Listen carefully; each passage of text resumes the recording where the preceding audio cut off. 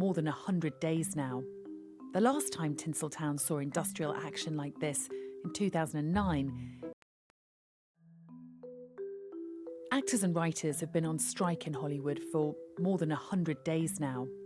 The last time Tinseltown saw industrial action like this, in 2009, it was resolved by this point. But this time, there's still no end in sight. Hollywood stars have come out in support, even joining the picket line. We can all be artificially generated. That's frightening. That's not art as far as I'm concerned. There is a lot of solidarity among the performers, but in the studio side of things, everyone's in it for themselves. The stakes feel higher this time. It's not just about claims of dwindling pay and conditions.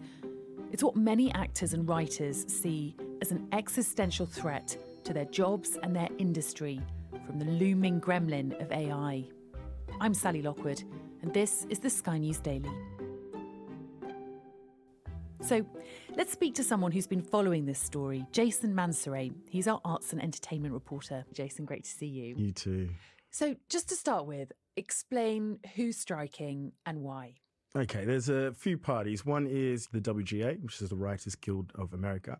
And on top of that, you've also got SAG-AFTRA. That's the Screen Actors Guild, and also the American Federation of Television and Radio Artists. Now, concurrently, you've got all that going on, and that's kind of where the biggest holdup is at the moment. And it's the first time that actors and writers have taken industrial action at the same time. And what's really important to note is that even if the writers, for example, they get what they want, they've also made a pact that they will not go back to work until the actors get theirs as well. So we really are locked in at the moment. Yeah, there's certainly a lot of unity, isn't there, within the industry when it comes to this industrial action. And what impact is this having on the industry? Hollywood seems to be, at a standstill at the moment.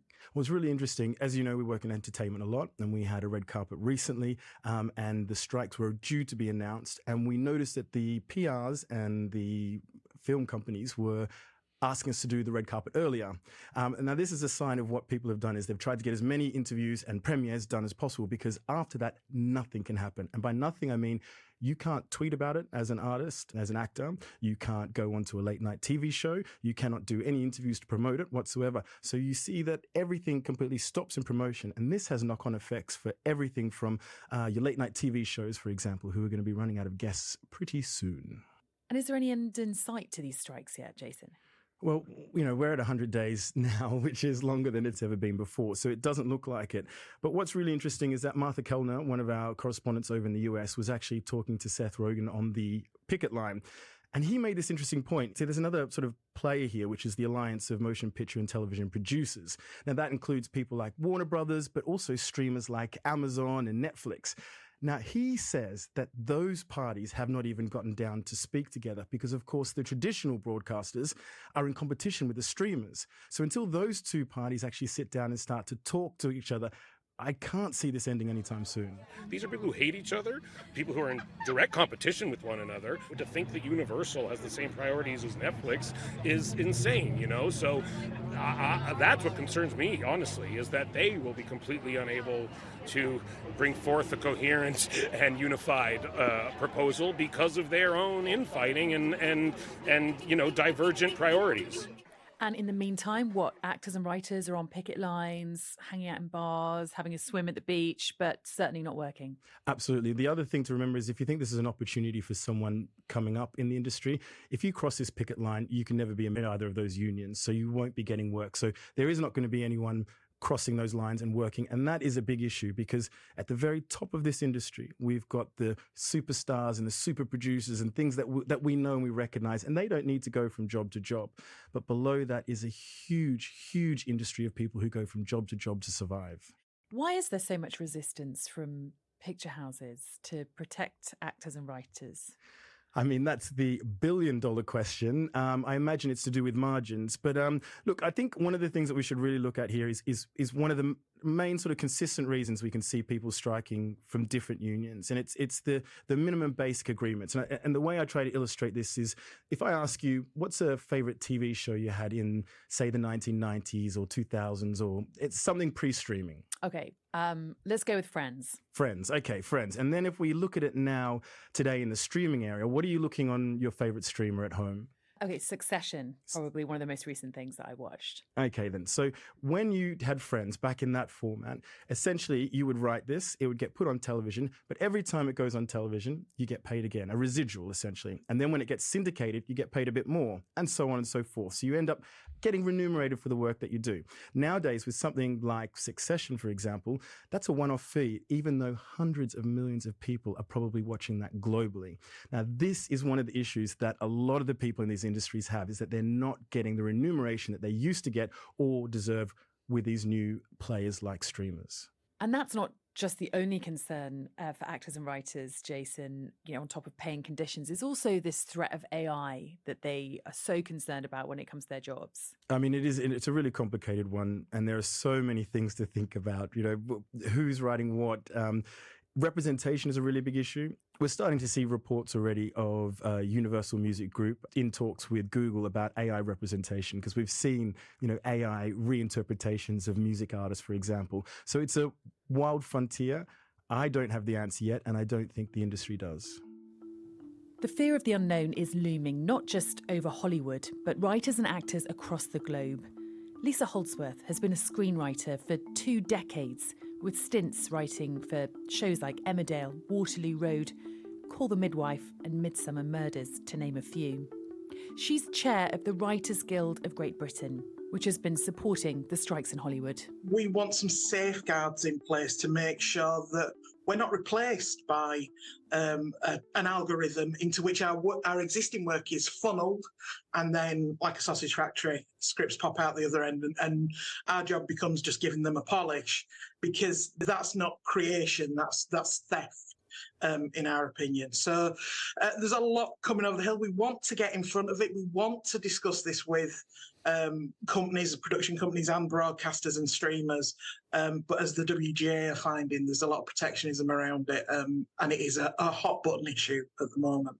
Now, we're watching AI develop exponentially. Is it something that's already being used within your industry, or is it just something that you are preempting in terms of how it will be used? So far, for our understanding, very little of it is being used. It's still a fairly blunt instrument in its current form. But the more and more of, as I say, our existing work that is fed into those algorithms, into that system, the more of a concern and a threat it becomes. It's being used in graphics, so the visuals on screen, so the recent Secret Invasion, the Marvel series, the opening titles were designed by AI, and that made some people feel very uncomfortable. It's clearly something that interests production companies and streamers. So again, it's preemptive, but we know it's probably a lot closer than it was the last time the WGA sat down to negotiate with the Americans, and the last time we had any strong discussion about it. There are suggestions that AI would perhaps only be used for preliminary scripts. It wouldn't replace writers altogether. What would you say to that? I would say come into the writer's room and understand why that's so laughable to every writer. The idea that you pop out a basic form of script and then we bring other writers on and we punch up the jokes and we make sure it's tragic, or that it's not offensive, because if we're feeding in the canon that we've got at the moment, a lot of it is written by a singular white male voice at the moment. It's a joke as it stands, because the reality of what happens when a writer sits down to write, the creation that goes on, the blind alleys that you have to go down to come back up, I don't think a computer can handle that. I have a vision of a computer fizzing and smoke coming out of it if it got the notes that I sometimes get from producers. So at the moment, as it stands, that doesn't feel realistic. For years, people have tried to boil down what we do as writers into a book, a pamphlet, a simple system, and people have made a lot of money out of it. None of them are successful. None of them replace putting your bum on the seat and your fingers on the keyboard and getting the writing actually done and doing the long, hard thinking. So there's part of me that doesn't feel that it's a risk in that way. I think what will pop out the other end of any AI system will be incredibly run-of-the-mill, incredibly poor, and we'll need the human writers, and eventually someone will be knocking on the door going, please, can you help us with this? But if in the interim people lose work, lose status in their position in the industry, then that obviously is of great concern. Yeah, just talk to me more about that, because I agree with you. I just can't see how a computer could ever replace the incredible wit, nuance and creativity of the human brain when it comes to film and TV. So in light of that, why do you feel so threatened? Because the people who do the sums, make the money, look at the spreadsheets, are not creatives for the most part. And that's been a good relationship for a long time. Some people make the money and work out how we're going to pay for all of this, and some of us do the creative work. Where the balance seems to have shifted in the last few years is the power lies with the non-creative people within the industry.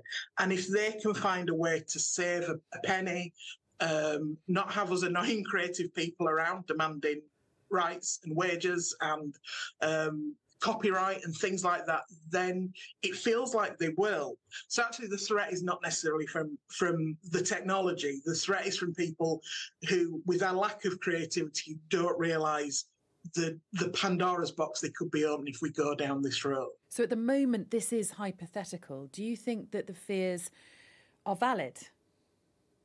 I do. But it's down to the broadcasters and producers, etc., to convince us that we're kidding ourselves, that it's not true, that it's not happening.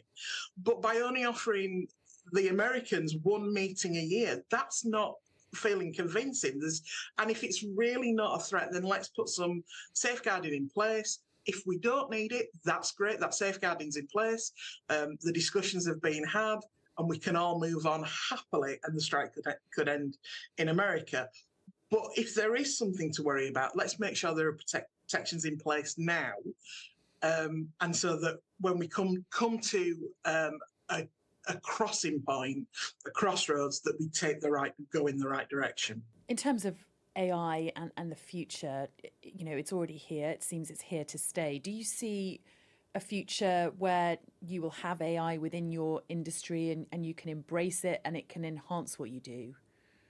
Absolutely. We are not Luddites. Technology in our industry has moved us on incredibly. There's an Iron Man behind me. I'm a lover of Marvel films. The technology that is required to produce films of those spectacle, that beauty, is extraordinary. We've come a long way in a very short amount of time to see incredible things on screen, and we're not against that. But where it is going to impact on us creatively, where everything gets churned out to an algorithm, that's too far. America has this great cultural dominance over us because they make great films and they talk about interesting things, and their canon's incredible. Same with British writing. I was in Stratford-on-Avon only last week. What an incredible legacy. We can't hand it over to the machines, and that sounds very sci-fi, but that's a reality, that we have to keep the humanity in our culture. There's something so fundamentally important to that,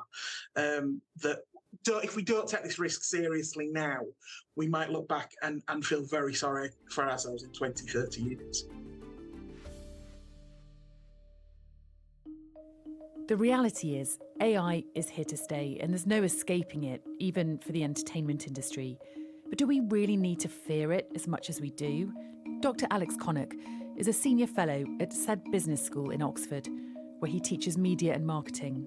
He's in LA at the moment.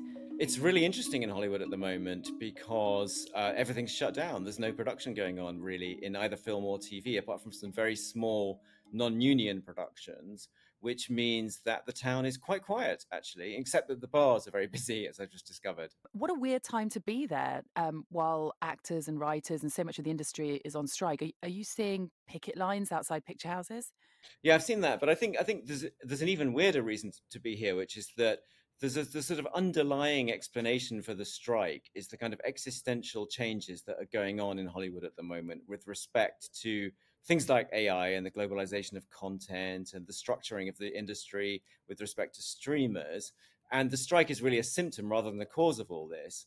And Hollywood is having to grapple with the fact that its business model that had thrived really since the 1970s has been now fundamentally challenged in any number of ways.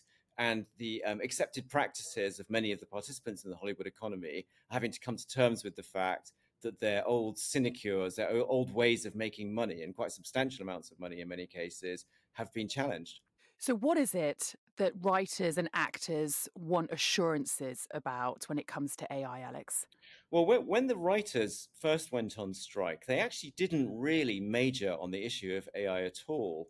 And they had been really much more concerned with the issue of rights around streaming services. And that issue had become very contentious with writers amongst many others.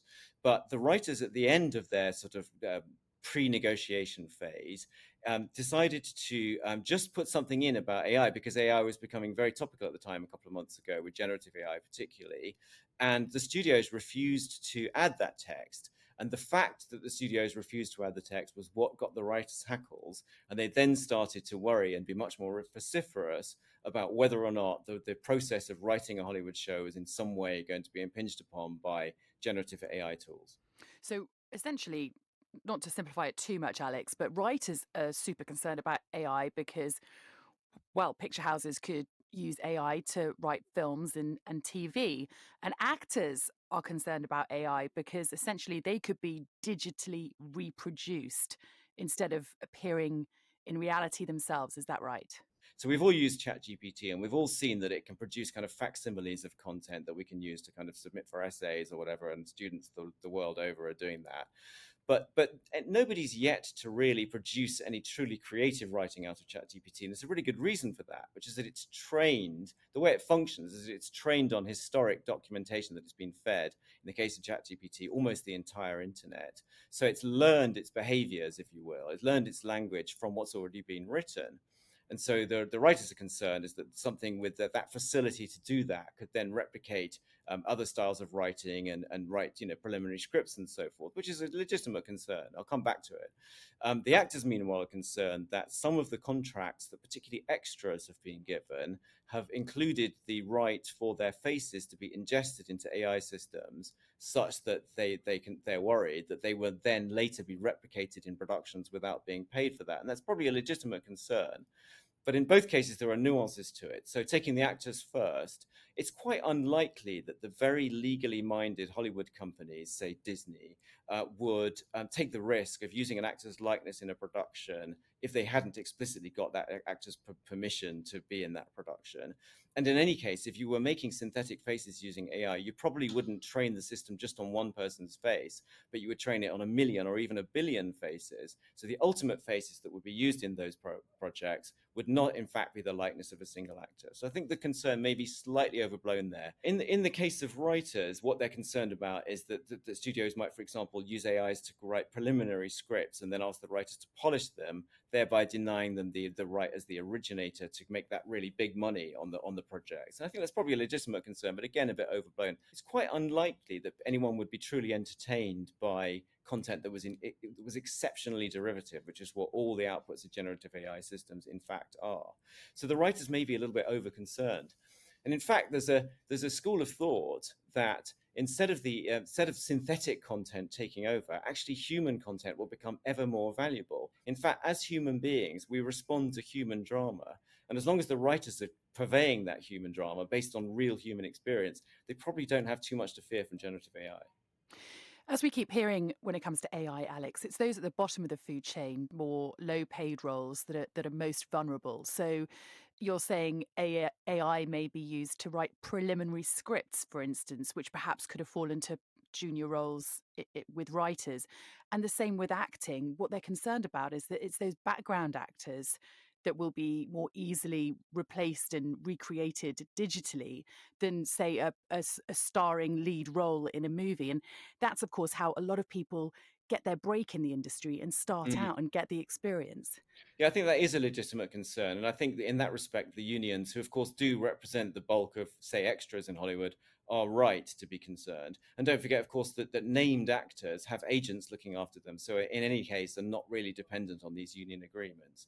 So yes, I think that the reality is that there will be roles in the entertainment industry, as all industries, which will probably be edged out by AI. I'm not celebrating that fact, and I'm not belittling the impact that that's going to have. But I think it's probably inevitable in every industry as the more, if you like, mechanized roles are taken over by machines. But at the same time, there will be a whole load of new roles that will come along. And we've already seen this in AI. Netflix is advertising at the moment for a $900,000 annual salary job in AI. So we will see a whole new generation of roles in the entertainment industry. And that's not surprising, because every previous generation of new technology has also had people up in arms, whether that was digitization or the various changes in the music industry leading up to streaming and so forth.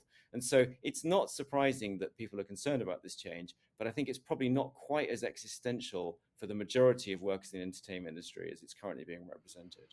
And of course, there's a lot of fear when it comes to AI at the moment in almost every industry, the fear of being replaced by a machine or a robot. But essentially, we are going to have to embrace AI. It's here to stay. Do you think that it's something that could enhance Hollywood without ruining it? Absolutely. I'm yet to see a piece of purely synthetic content that is really a smash hit. I've seen lots of tools used really over the last 5 years or so to augment the human contribution, but I'm yet to see a truly synthetic piece of content that's a smash hit. And in fact, I'm yet to see any Hollywood creator really even seriously suggest that they want to do that. So a lot of the people who are concerned about this are probably worrying about something that none of the studios are seriously looking at. Yes, there will be changes in this industry, in every industry, but no, it's not. It's not the kind of zeitgeist threat that people are positing at the moment. And if anything, I think it's possibly a slight red herring in the much more serious negotiations that are going on around the rights that actors and creators, including writers, get from studios when they're making shows for streaming. So, Alex, in order for writers and actors to feel reassured, surely there needs to be some guarantee from picture houses and production companies. Does legislation need to change, and does regulation need to catch up? Well, the artificial intelligence scene is moving so fast that regulation at any level globally is struggling to keep up. And if you consider that there are 100 industries, of which entertainment is only one, none of them yet has really powerful legislation. In terms of the strikes themselves, yes, they will have to come to a conclusion. I suspect there will be some wording around artificial intelligence content there. I suspect it won't go as far as the writers are looking for or the actors are looking for, but it will offer them some protections. My thanks to Jayson, Lisa, and Alex, and to you for listening to this episode of the Sky News Daily.